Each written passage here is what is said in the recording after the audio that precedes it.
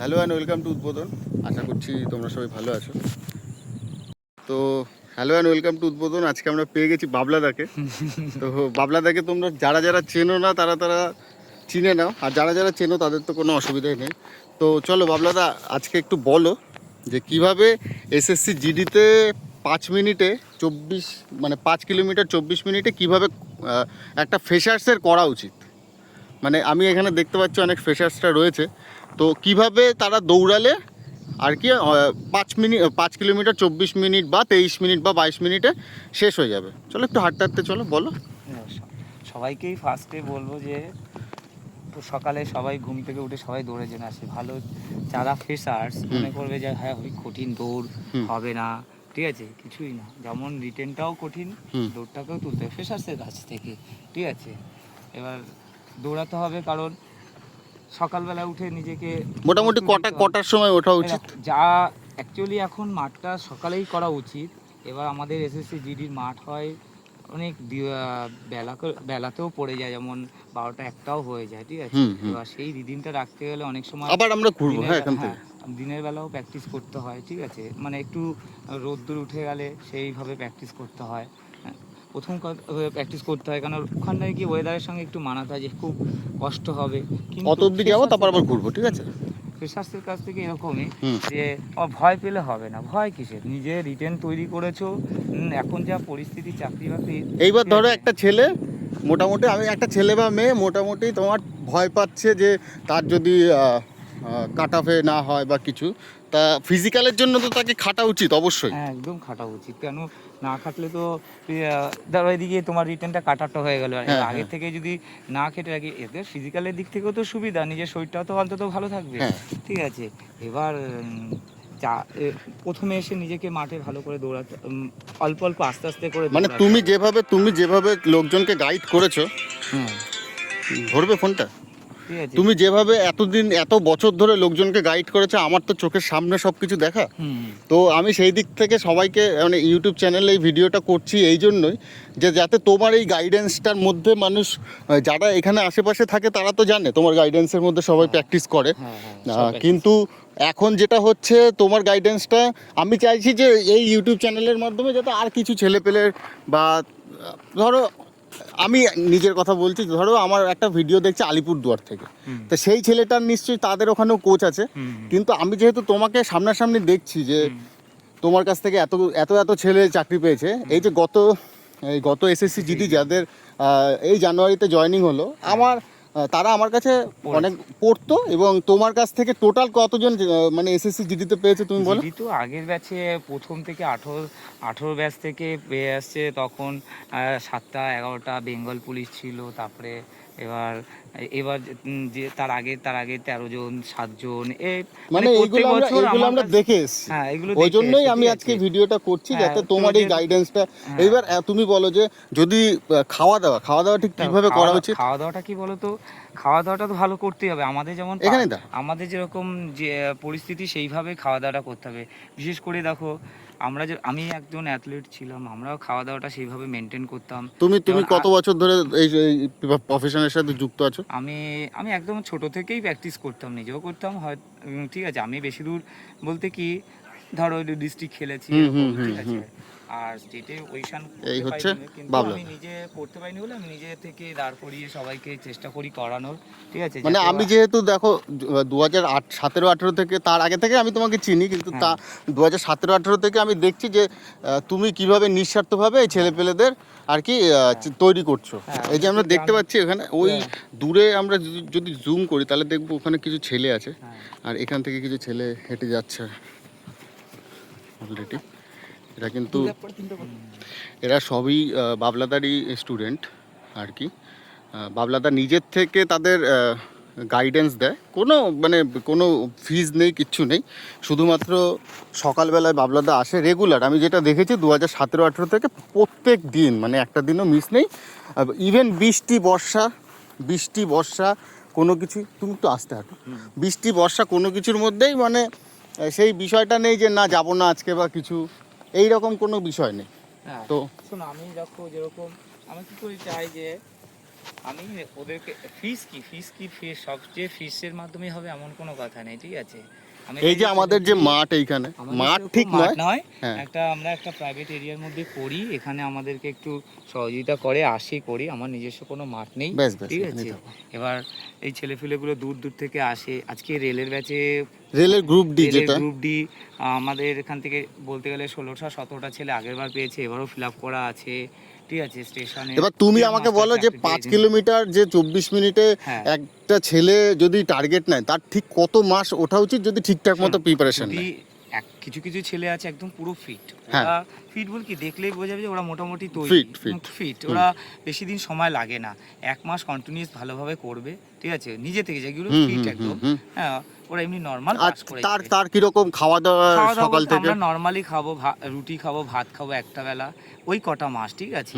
তারপর যেমন ফাস্ট ফুডটা একদমই খাবো না, ফাস্ট ফুড বলতে গেলে ওই কয়েক মাস, হ্যাঁ ওই আইসক্রিম, ঠিক আছে, আইসক্রিম খাবো না, যেমন নিজেকে ফিট রাখার জন্য, যেটা খেলে আমি পরে কালকে সকালে গিয়ে দৌড়া, যেমন আজকে আমি যদি পেট ভরে ফাস্ট ফুড খেয়ে যাই, কালকে কিন্তু আমার প্র্যাকটিস করতে খুব কষ্ট। আর ঘুমটা কতটা জরুরি? ঘুমটা বিশেষ জরুরি, মোটামুটি মাঠ আর প্র্যাকটিস, তুমি মাঠ করবে আর প্র্যাকটিস করবে আর মাঠ করবে, তোমার যদি রিটেন থাকে, অন্য পরীক্ষার এক্সাম থাকে, তার জন্য তৈরি হবে, কিন্তু তোমাকে ঘুমাতে হবে, রেস্ট নিতে হবে, হ্যাঁ বেশি রেস্ট না নিলে তোমার আবার কালকের জন্য প্র্যাকটিসটা করতে, আমরা অ্যাথলেটিক্স হিসাবে করতাম, রেস্টটা দরকার, ঠিক আছে। ধরো এখন এসএসসি জিডির মাঠ হতে হতে এপ্রিল, এটা তো মার্চ মাসের আজকে শেষই বলা যায়, আজকে 28 তারিখ, তো আমি বলতে পারি ধরো এপ্রিলের শেষেও যদি রেজাল্ট বেরোয়, তাহলে মে, জুন, জুলাই, আগস্ট এই রকম টাইমে এসএসসি জিডির মাঠ হতে পারে। তো সেই সময় তো একটু বৃষ্টি হবে, হ্যাঁ বৃষ্টি হবে। এবার বৃষ্টির জন্য তোমার কি কি বাধ্যবাধকতা আছে, মানে একটা ছেলের ধরো বৃষ্টির মধ্যে দৌড়াবে, সেই জন্য কি কি মানে সমস্যা ফেস করতে পারে, এবং সেই সমস্যাটা যাতে তখন না হয়, তো তুমি এখন কিছু টিপস দাও। এখন থেকে দৌড়টা তুলে রাখতে হবে, ঠিক আছে।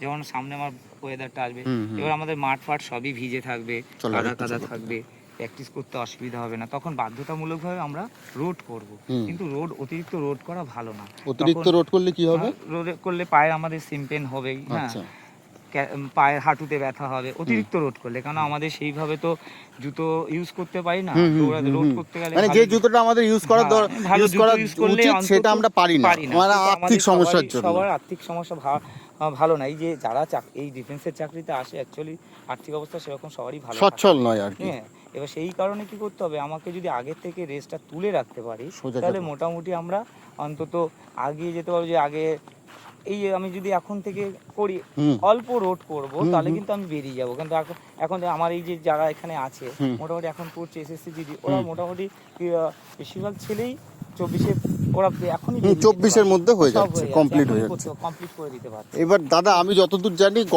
গত বছর আরপিএফ এ আমাদের বন্ধু সোমনাথ তোমার কাছ থেকে পেয়েছে, যে আরপিএফ এ হচ্ছে 1600 কনস্টেবল 1600 মিটার দৌড় 5 মিনিট 45 সেকেন্ড, তা এই মাঠ থেকেই গেছে, সে এই মাঠ থেকেই সে পাস করেছে। তো তুমি আরপিএফ এর যেহেতু রেজাল্টটা কিছুদিনের মধ্যে আউট হবে, তো আরপিএফ সম্পর্কে একটু কিছু বলো। আরপিএফটা দেখো, এই যে তোমরা এক্সাম, ওই তোমরা দেখতে পাচ্ছ সবাই কিন্তু এখানে দৌড়াচ্ছে, ঠিক আছে। তো আমি এই বাবলাদাকে শুধুমাত্র তোমাদের সামনে নিয়ে এসেছি, একদম যাতে ফেস টু ফেস বোঝা যায় যে না আমরা এখানে কোনো জ্ঞান গুজব দিচ্ছি না, একদম। কোনোদিন কোনো চ্যানেলে কোনোদিনই আসতে চাইনি, ঠিক আছে। আমি কি বলতো, যেহেতু দাদার সাথে আমার একটা ভালো সম্পর্ক, দেখো আমাকে আগেও ইউটিউব চ্যানেলে বলেছিল, আমি কিন্তু আসতে চাই না, কারণ হলো তো ওই যে নিজেকে পরিচয় দেওয়া, ওইসবের মধ্যে আমি বিষয় করি না, মানুষ জানবে, আসবে, ওটাই করবে, এটাই আমার কাছে না। আগে আমি বলি 2018-তে আমি যখন এসআই এর জন্য দৌড়াচ্ছি, ডাব্লিউবি এসআই এর জন্য, তখন আমি আসতাম, তখন দাদা আসতো,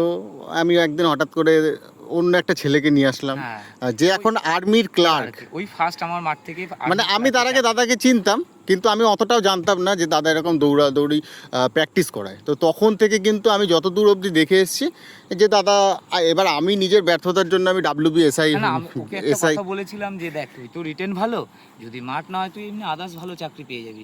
তার জন্য আজকে দাদা একটা ভালো জায়গায় চাকরি করছে, একটা কেন অনেকগুলোই চাকরি পেয়েছে, ঠিক আছে। আমি ওকে একটাই এইসব ছিল।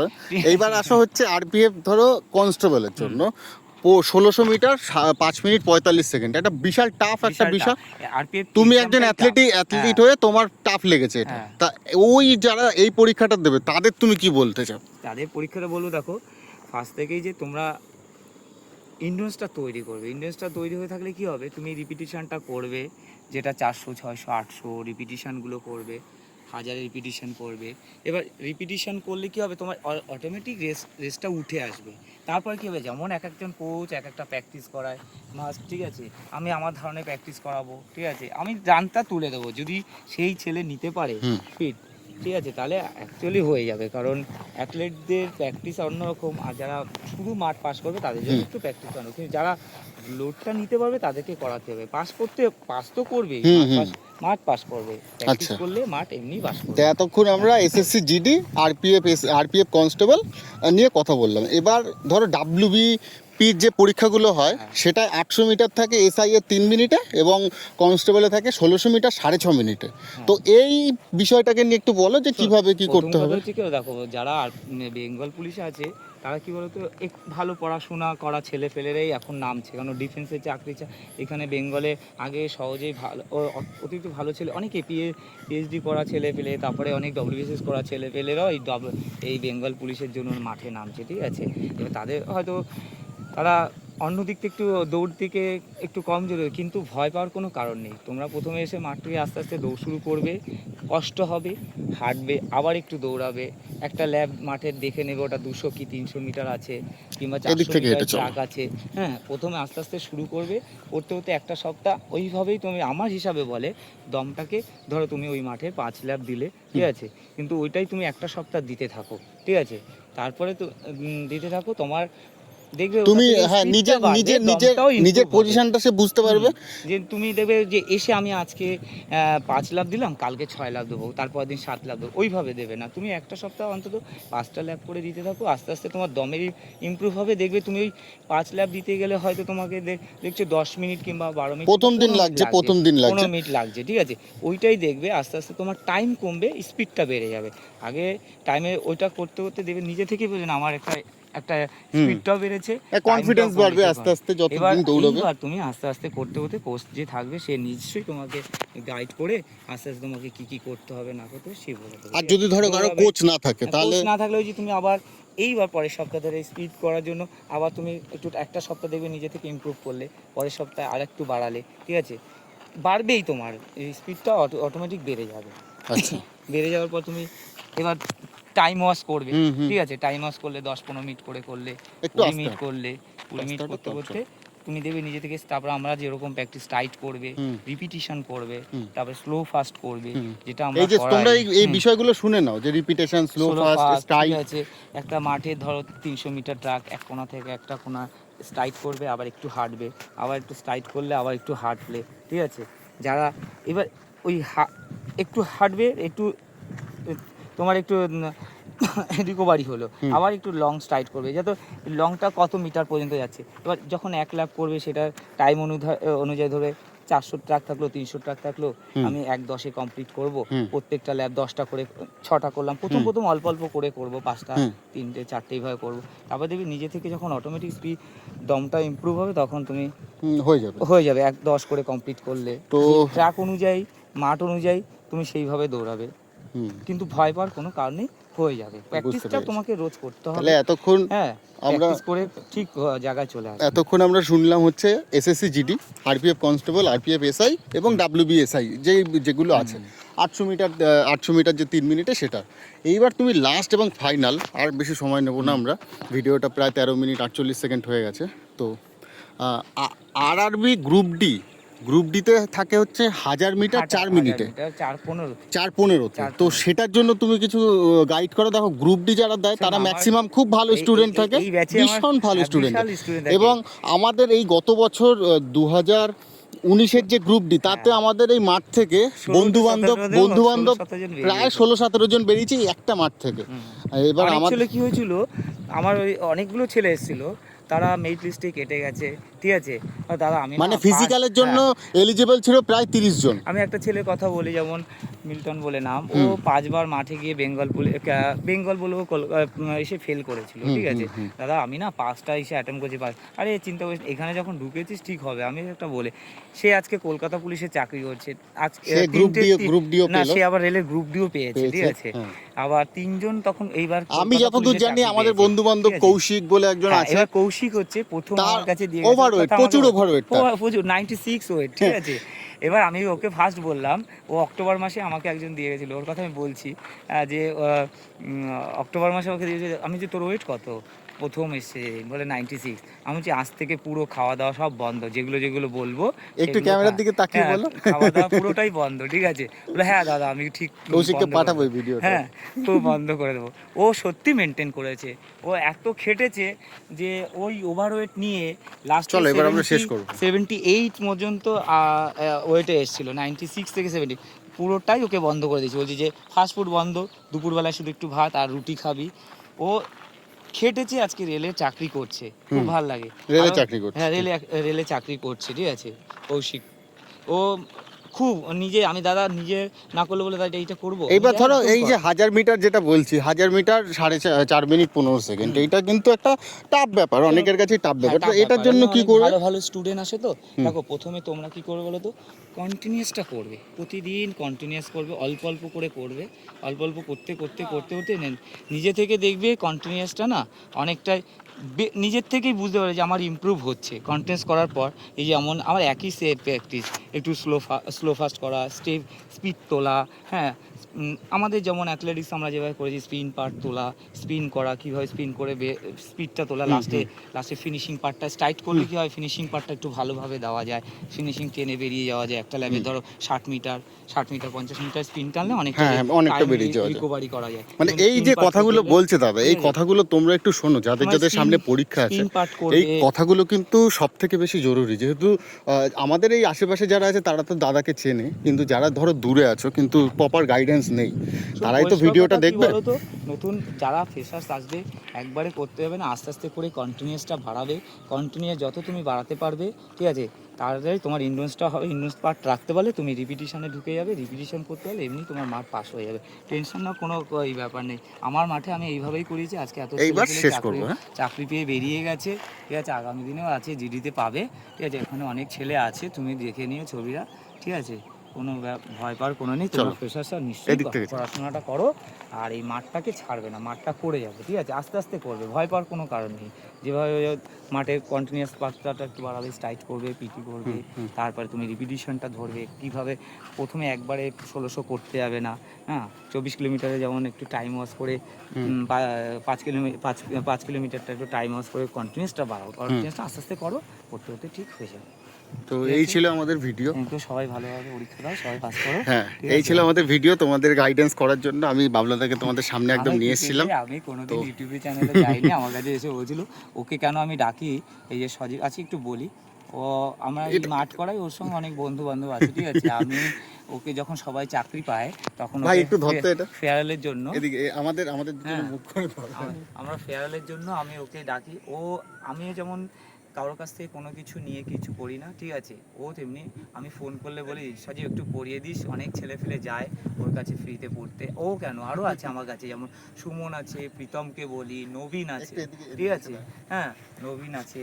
তারপরে পঙ্কজ বলে একজন আছে, ওরা ইংলিশ পড়ায়, ঠিক আছে। আমরা সবাই মোটামুটি এই পরিবেশে ওরা একদম পুরো, আমি বলার পরে দাদা আমার সঙ্গেই সবাই মাঠে ছেলেদের এখানে বলে বিভিন্ন জায়গাতে ছেলে আসে, তো এবার সবাই তো সবার কাছে পড়ে না, কেউ অন্যর কাছে কারোর কাছে পড়ে। এবার পরে এবার ওদের কাছ থেকে আমি ওদেরকেই ফোন করে বলি যে একটু পড়িয়ে দিস, অন্তত পয়সাটা একটু না, যতটা পারে নেয় না অবশ্য, আমার মতনই আমি যেরকম করি, ঠিক আছে। যাক, সবাই ভালো করে পড়াশোনা করো, চাকরি ঠিক হয়ে যাবে, ডিফেন্সের জন্য চেষ্টা করো, হয়ে যাবে, কোনো চিন্তা, ঠিক আছে। তো এই ছিল আমাদের ভিডিওটা যদি তোমাদের ভালো লাগে তাহলে অবশ্যই বন্ধুদের সাথে শেয়ার করো, চ্যানেলটাকে সাবস্ক্রাইব করে নাও। আর আমার যত দূর অবধি করার ছিল, আমার বা বাবলাদার, তত দূর অবধি আমি বলেছি। এরপরে তোমাদের যা যা অসুবিধা আছে তোমরা সেটা বলবে, আমাকে কমেন্ট করবে, লিখবে, অবশ্যই লিখবে। তো এই ছিল ভিডিও। দেখো আমরা দেখতে পাচ্ছি অনেকে এখানে পিটি করছে। তো চলো, আজকে এত অবধি থাকলো, ভালো থেকো সবাই।